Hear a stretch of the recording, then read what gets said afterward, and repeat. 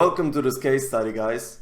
In this case study I want to present everything what the dropshipping world hasn't saw before. It's about free plus shipping, it's about unsaturated markets, it's about your chance in 2019 to making huge money.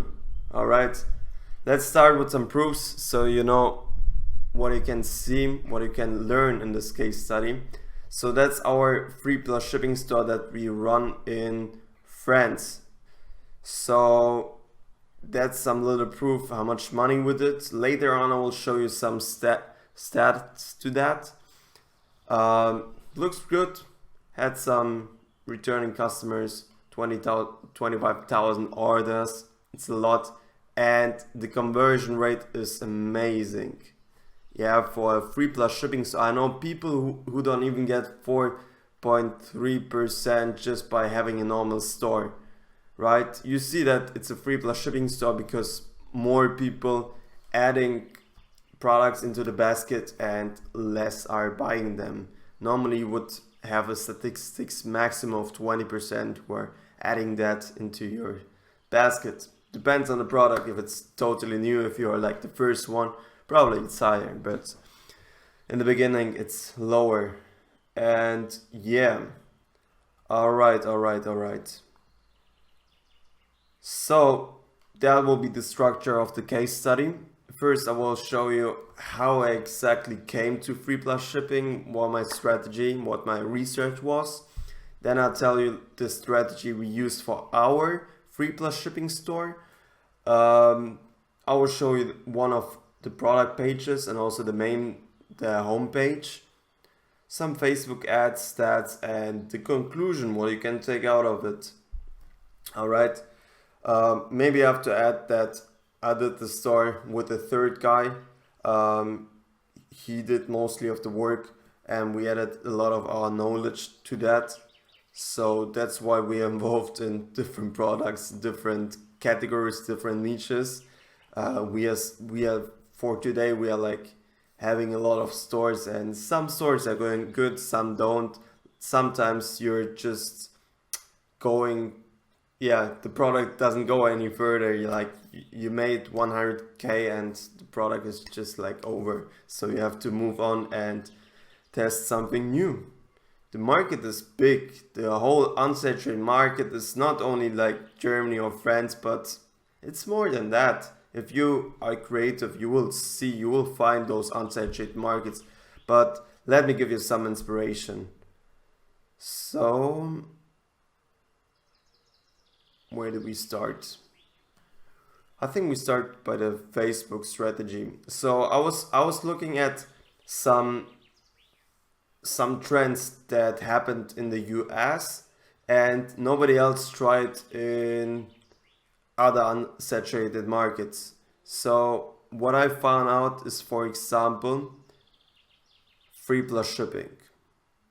I just came across that, and Ecom Empire is one of the oldest e-commerce groups, dropshipping groups, and you see most free plus shipping posts came along in 2017. That was the big hype. That was like the gold rush for free plus shipping products. Everyone wants to get like into the free plus shipping scene. Yeah, you can look it up yourself. Just go into like some older groups and look up what kind of stuff they did. So I knew from free plus shipping before, but I always had this limitation on my mind where I thought like, okay, yeah, maybe in America people are so stupid they will like fall for products where they have to pay the shipping cost, but the product is for free. But like somewhere else, people are too smart for that. But then I thought like, okay, maybe it's not true. Maybe I just have to try it out, and we see that it works. So that's why I thought like, okay, we just trying it out. But from here we had to see what the strategy should be. So I was looking up some posts here. That was kind of my research. Then another research what I did was free plus shipping inside of AdSpy. I found out that most people use the text just pay shipping, so we can look it up together. Just pay shipping.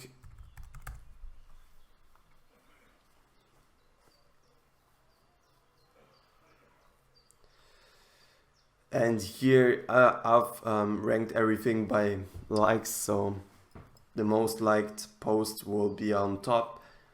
And here you see the most common dropshipping products that went viral with free plus shipping methods. Let's take for example the first post as an example. You can go into AdSpy by just paying $150. It's the most advantaged software that tracks a lot, like mostly I think like 50% and even more of all dropshipping posts. That's more than all other things. I don't like to use ad library because you can look up what certain sites have advertised, but you cannot look up what happened in the past. Also, you cannot look up if someone deleted something. And here, even if people delete it, you can still go inside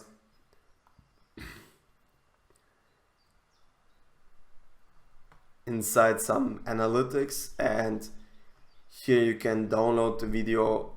You can see where the URL goes. You can see some screenshots. Sometimes those metrics are wrong, but mostly you can also see where the people have advertised it. So United States was the only country probably the guys here advertised to. So yeah, that might be your conclusion. But anyway, so maybe let's go back one. Let's do this one because it's on Facebook.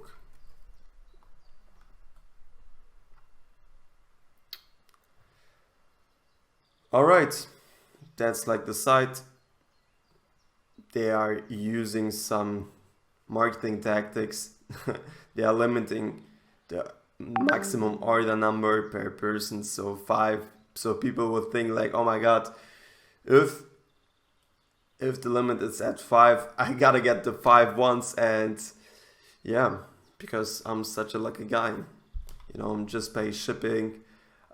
First 300 orders only, so again some limitations. People have to buy in urgency.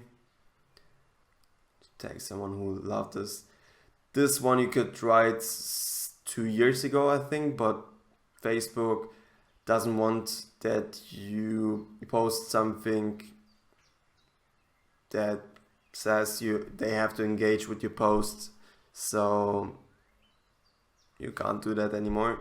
But anyway, let's go on to the link, see what they did before. Yeah, basically they didn't do much on that. Like here you see. Also what I found out, like sometimes you just have to be the first, you just have to scale it, you just have to be the first guy, and you're taking 80% of the whole market. And the rest could write like long descriptions, could add some more high profile pictures, but I guess they were the first. Otherwise they wouldn't have so much engagement here. Anyways, so that's one example. I did also some research just by writing free plus shipping inside the Google search, and I could see here what guys have been doing. I only took that as an inspiration to get my own strategy.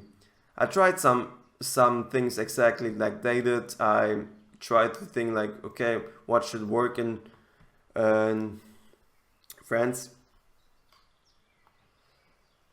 This is another example. This is also a free plus shipping store, and I like the FAQ. I don't know how I found them. I think it was one of the posts there, and I was looking up the story, like what's their excuse to sell to the guys, to the customers. And the text is pretty good actually. What about the quality? In order for the campaign to work, we need to wear them. So people will ask, think about it. If they're wearing great, you wouldn't wear them and you wouldn't recommend this. They're persuading the customers pretty good here. I'm afraid to pay online. Is that safe? It's 100% safe. In fact, we don't even have to access to your payment details, okay? Standard tax, but are there hidden fees? No, what you see is what you pay for. We are 100% transparent with our cost. So on $9.99. So that's where I think I took the $9.99 strategy. We used some different methods and we also scaled that with different methods. But in the end, I think what the most money did was the $9.99 strategy. So people had to pay for every product $9.99.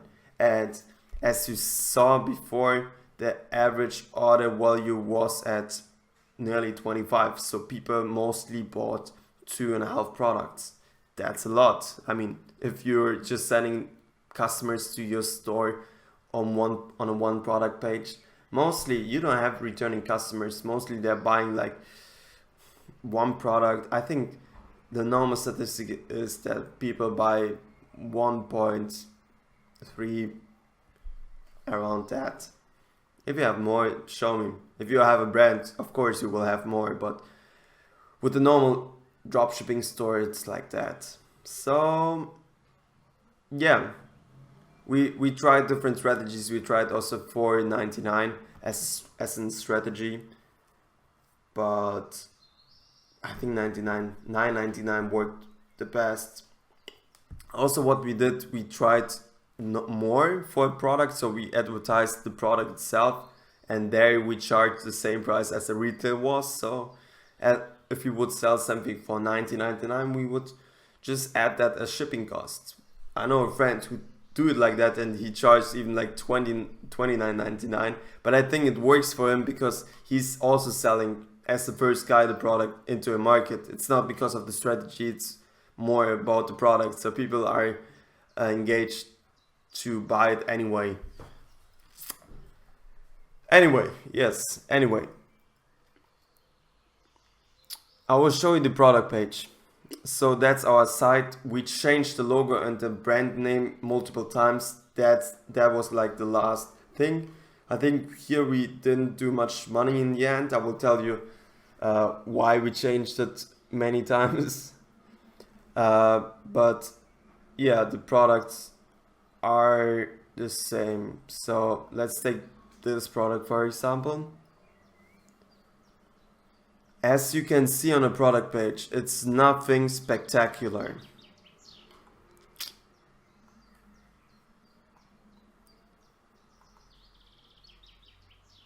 Yeah, I gotta keep up looking at topics, looking at stuff people have used. The strategy.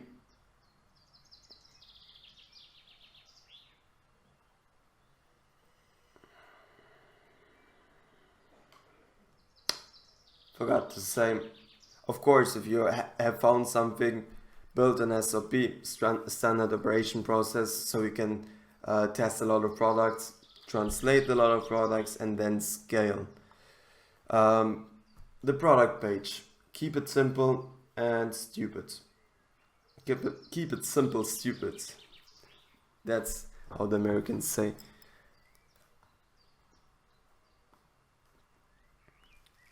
It's simple, right? Product 0. La couleur. The color aujourd'hui au panier. By today. Sécurisez remporter votre bracelet gratuit maintenant.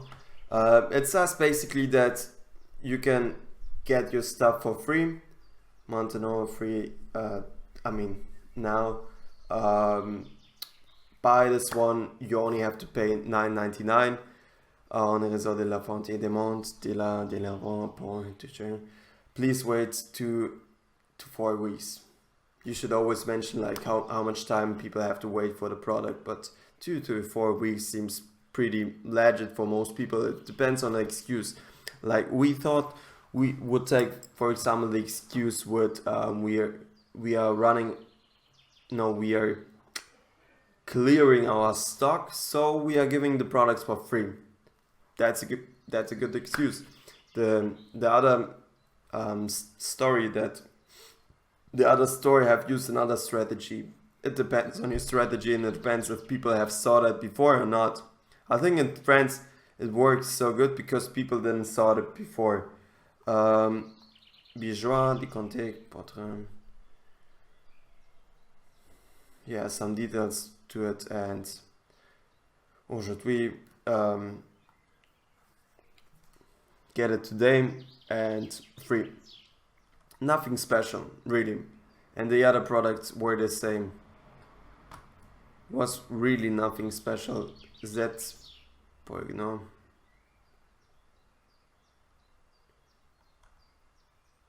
Yeah, you see the same text.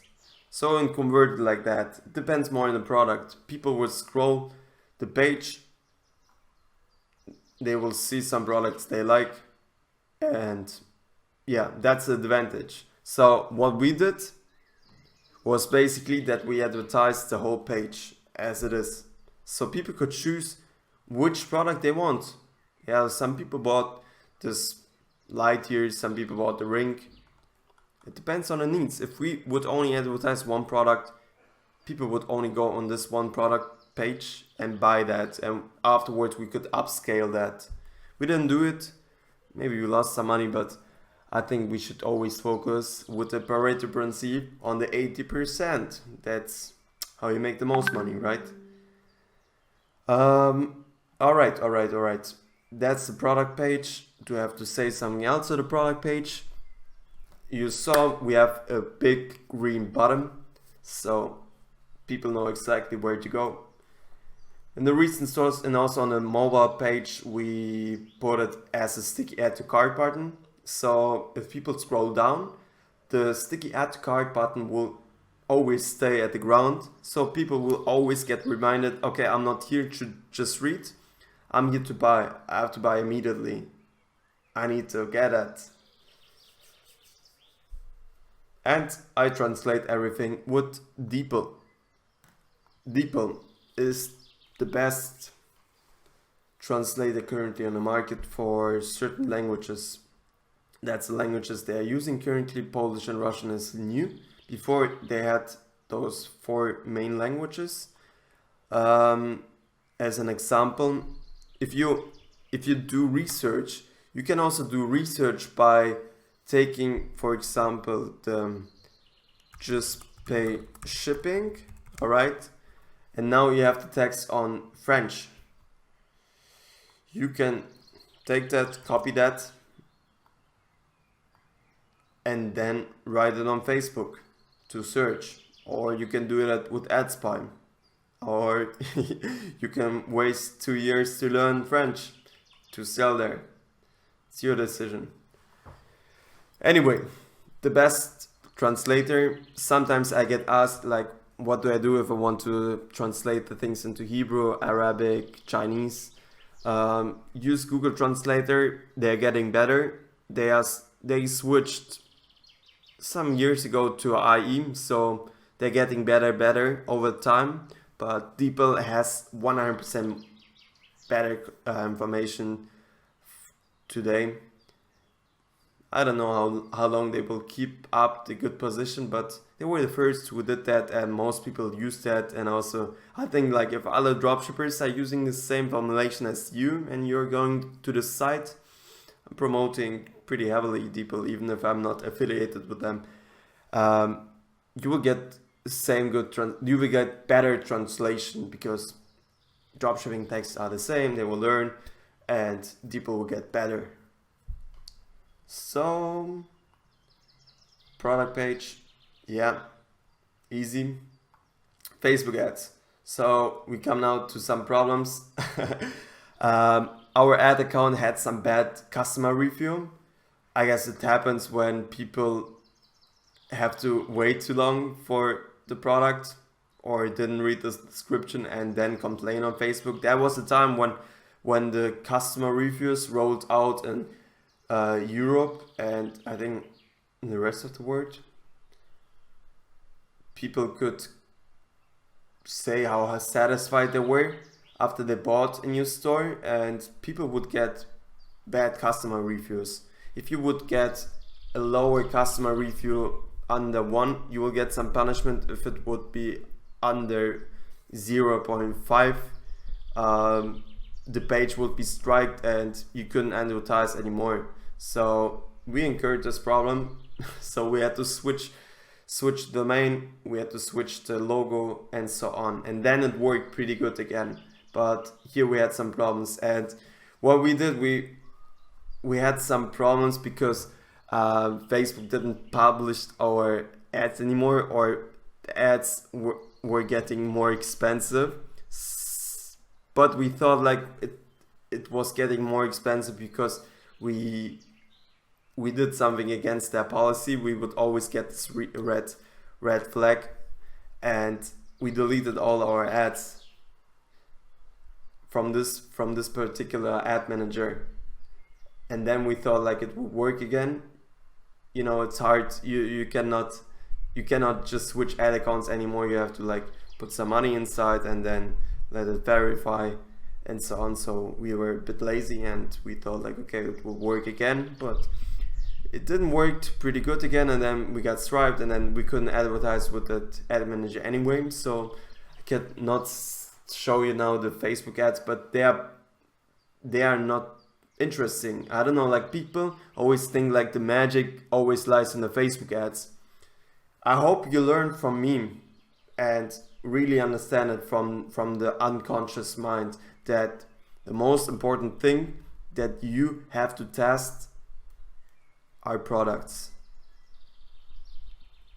Facebook ads is not the solution for everything. Products are. Marketing will always win in the short term, and products will win in the long term. So even if you're the first, if you do brilliant marketing, you will get the most money out. But if your product's amazing, you will have returning customers, and the product will build up itself, and people will recommend the product to other people, and you will get organic sales. Just always keep that in mind. Dropshipping is a short-term game. If you want to play long-term, you have to think a bit differently. But anyway, as the tactic was, as people still ask me like, how do I run Facebook ads? By the way, I have a video on YouTube where I explain it pretty well. It's from 2019. So the strategy is basically broad targeting. I don't target. I don't know what people target. Maybe sometimes if you have like a specific niche, it's good to target on interests, I mean. But here in this case, I want to reach a lot of people, so I always have to target a lot of people. Then what I didn't wrote here, we targeted here French-speaking people. So we targeted France, Belgium, Switzerland, Andorra, some part of Italy, Canada, some part of the US. All the places where French-speaking people could be, because mostly French speakers are a bit wealthier.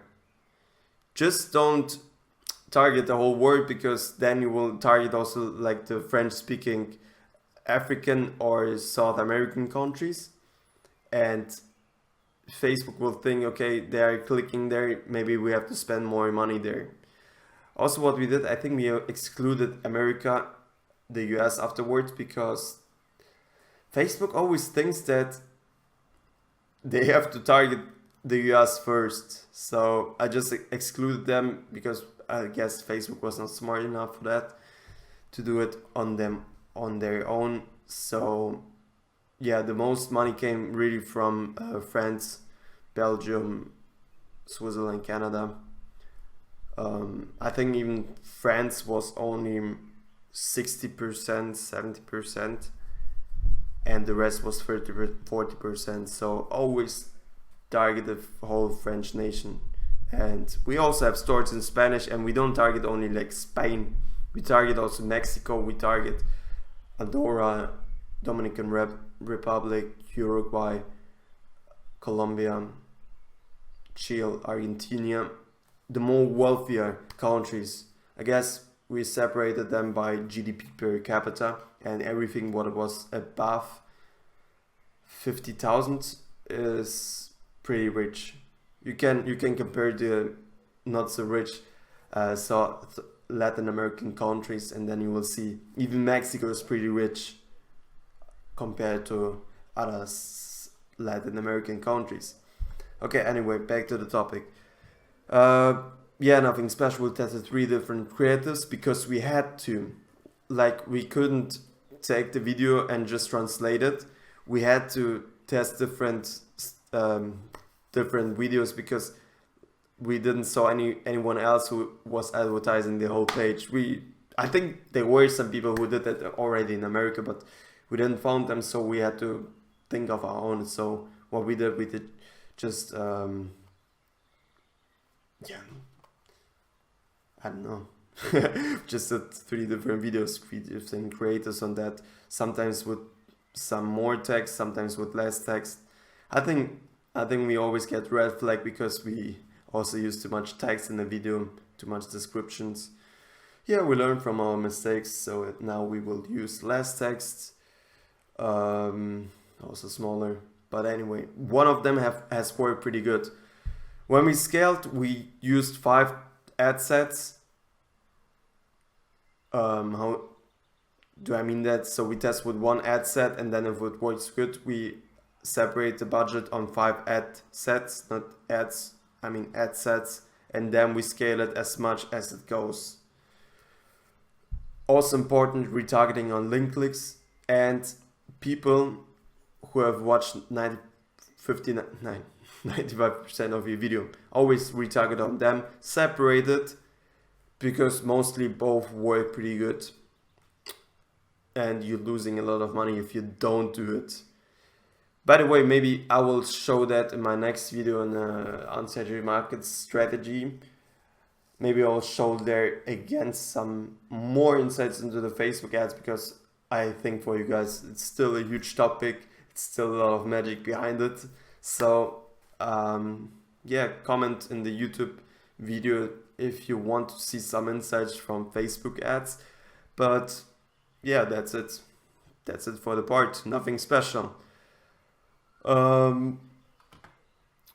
Conclusion, right? Conclusion. So here's a simple overview. I just copied it. As I said before, we worked with a third guy here on this project. So we, yeah, it's a bit complicated to calculate the cost. Anyway, I'm not a big fan of calculating all the minimum cost, but yeah, we did it. So anyway, sales, cost of goods were a bit more, mostly after cost of goods we have like 80% left, but here it was a bit more, like 70. But the products were still cheap, and I have to be honest, like we didn't use ePacket on this one because the product, like some people only ordered 1 product, and as we are only making money by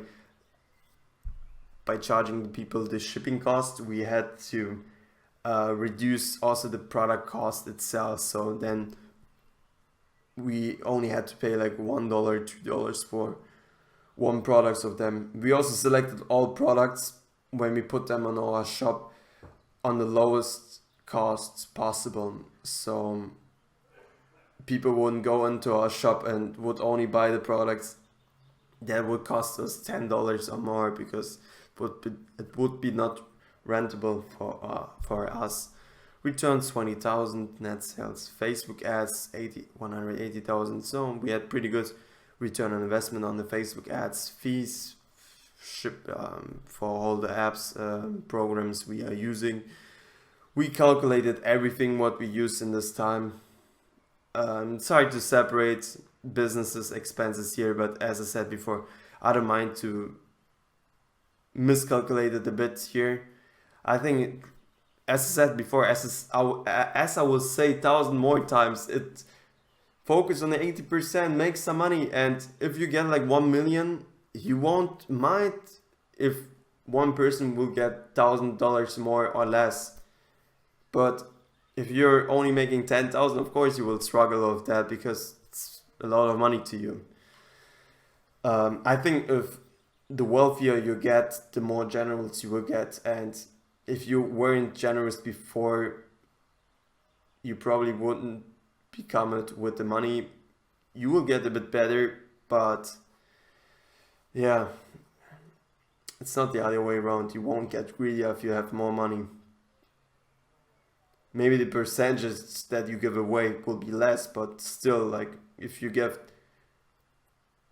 100 euro and you give 10 euros away, it's a lot for you. But if you have 1 million and give somebody 50,000, that's a lot. Like you don't have to calculate it from a percentage, but in the overall. Anyways, back to the topic. Employees, 6,000. We have 3 different employees for only that task. I think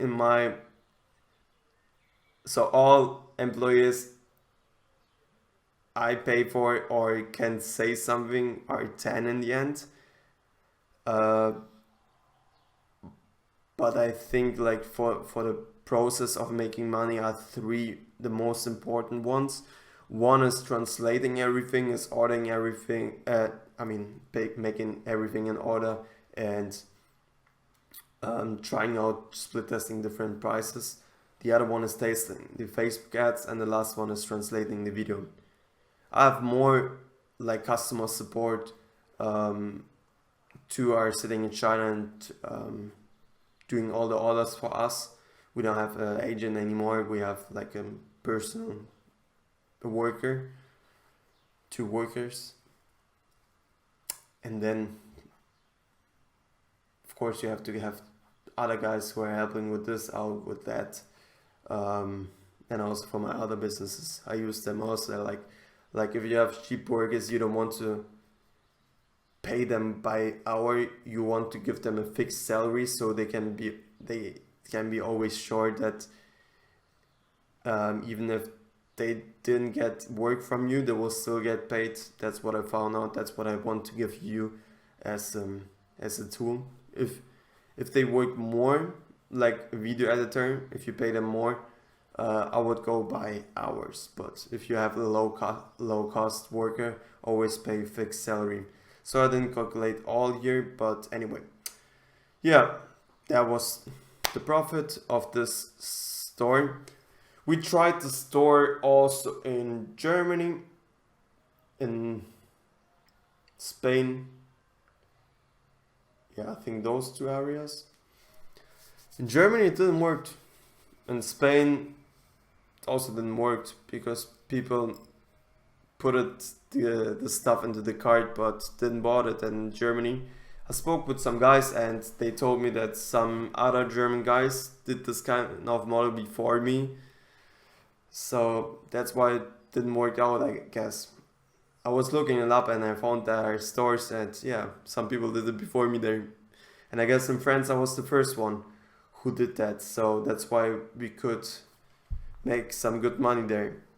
Also people ask me like, okay, that's like the profit, but you have to calculate the tax. I'm sitting in Hong Kong. It's a pretty stable area where you can have it. It's also pretty efficient if you're working with China. We are having a Chinese license, so we have a Chinese company and a Hong Kong company. Hong Kong is collecting the payments, stuff like that. And in Hong Kong, if you sell outside of Hong Kong, you pay 0% tax. It's pretty good. I like that kind of system. It's not only because of the tax reason, but you have like stable bank accounts there. Also, they are not pretty affected of any bigger major financial crisis if something happens, if mostly your money is laying on Hong Kong dollars. But we have our accounts also in dollars and euros. We are trying to diversify on that. If you ever want to open up a Hong Kong business or anyway, just write me. I can recommend you a good agent. Maybe I will helping a bit more later in the future, because in my group people are asking a lot of questions to that topic. They want to find companies anywhere. Like one guy asked if United Kingdom is pretty good. They are getting better. Probably nobody knows what will happen after Brexit, but I guess like it will be good because they are isolated and they can choose whatever they want to do afterwards. As the countries stay in the European Union, they have to follow guidelines. Even if most countries don't do it, they are still obligated to do it. And yeah, like if you ever want to sell in Europe, I would recommend you to get a company outside it. Even if it's hard, you always have to see, like, you can't have everything. Like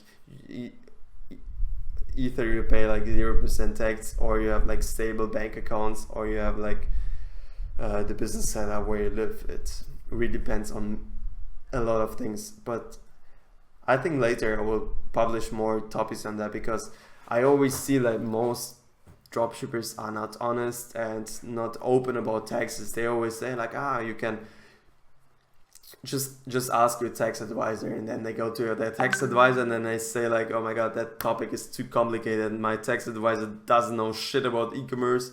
He never heard about like those rules, GDPR and stuff like that, and he's getting confused.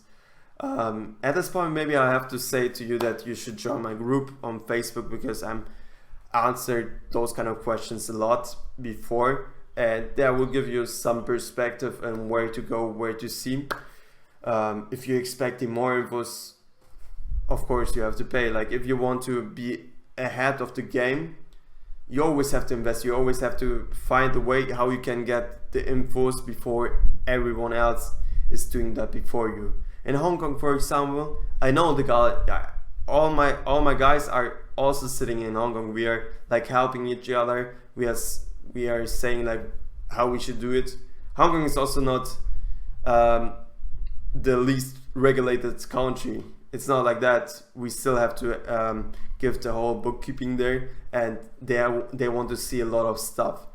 But we have an agency there. They are helping us with all the necessary stuff, so we are not really in problems. So we don't feel lost. I guess most people feel more lost if they register their first business in their home country. They are like, oh my god, what's that shit? And most people can't afford that. In the beginning, I always recommend to register in your home country, because mostly you get like some advantages if you're starting a business.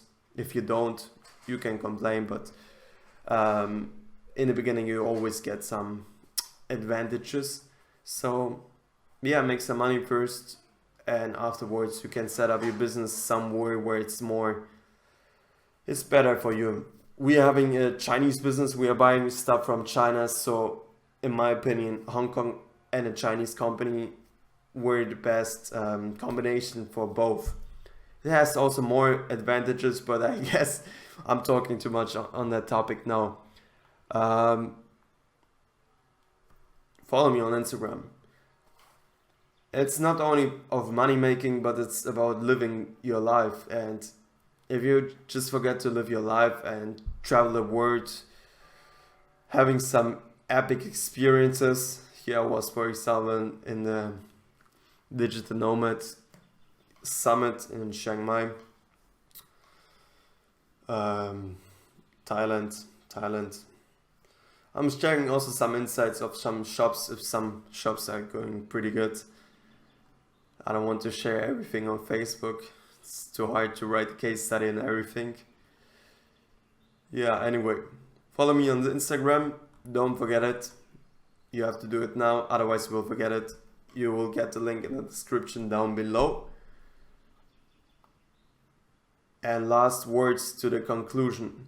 free plus shipping still has a lot of potential in other ways or other niches in marketing. That what I mean with that is I didn't try out free plus shipping in Sweden because in that time we also found some other niches that work pretty good, and we can't, like, you know, it's hard to scale. Like, I like the way we have it now, and we are trying to scale, but the problem is mostly with employees. So as I said before, we have this three combo combination. If we would have like one more person who would do the Facebook ads, I always have to like remind, I mean, I'm controlling the Facebook ads person, so I always have to give some more insights. I always have to control both, and it's hard to do it. And also I want to like show the problems I have with one with the other one. Also, I don't want to give too much information to one person, so he will do dropshipping by himself. The same for video editors. One is answering. If I would have two, I didn't know whom to give one. The other one wouldn't have any work anymore and would start to work for someone else for full time and wouldn't need me anymore, or somebody else would give him some more money. It's a lot with psychology, and I'm recommending you, if you're starting to do some business, always learn also about psychology of like managing people, of the psychology of people, because we all always have like some biases in us. We always want the best for us, and if we can't get it, we move on. So free plus shipping you could, for example, do in Sweden, I don't know, or Norway. If you were the first guy who's doing that there, you can make a lot of money. You saw we did in France 600,000. That's a lot.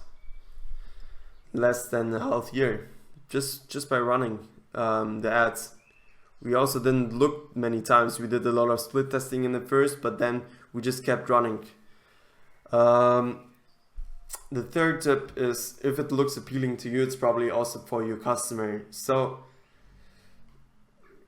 I'm saying it's good to steal here, but take it also as inspiration and think of your own, how you would do it better. Because if you're the first guy who's inventing something, and mostly you can't do that if you're just starting. Don't expect to be like the motherfucking genius in the beginning. You always have to do some money already and know the game. And then you will see some options. You will see like, oh my god, that might work, or that might work. Then try it, test it. If you don't test it, you will not know. You can fantasize about it, but rather test it, and then you will see. Might work. Free plus shipping might also work a lot for new products that have a lot of potential and didn't get tested before in some unsaturated market. If you're the first who is testing them there, good for you, man. And the last point is the case studies about inspiration. Like sometimes I have the feeling that people want to see a guide what kind of products they have to test. They want that I give them now the products, like, here, sell this kind of battery with this way and you will make this amount of money. No, it's more about that I show the products that have worked for me, the kind of shop design I had, and give you that as an inspiration. I know from other gurus, when they present something, I see the next day stores in the exact same matter and with the exact same product with the same price, everything one-to-one. In Germany, people complain a lot about like copy stealing. In my opinion, I don't really care if people steal, because if you scale the products fastly, you're taking the most money out of it and you're good to go. Anyways, that was the case study. See you in the next video.